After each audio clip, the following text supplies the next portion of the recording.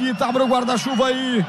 Lá vem ela, Léo, levanta lá no segundo pau. A zaga tira mal. No bate e rebate. Tem que ficar alguém, tem que pegar essa bola. João Vitor pega, ele escorrega, ele perde a bola.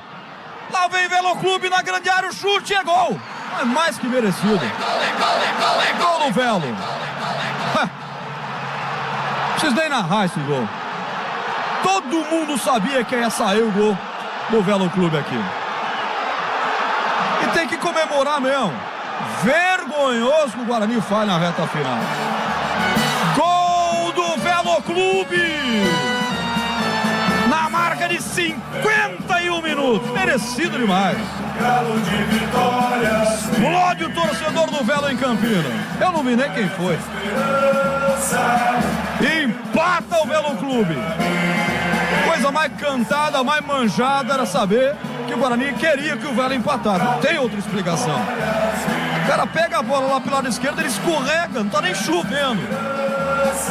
O detalhe do gol é seu, Vladimir Catarina. Lucas Duni foi o autor do gol, viu, Roger? Que bobeira do João Vitor, né? Ele tava com a bola dominada. Se não fosse tocar pra ninguém, que chutasse pra frente, né? Desperdiçou e o Lucas Duni roubou a bola e mandou pra rede 1-1.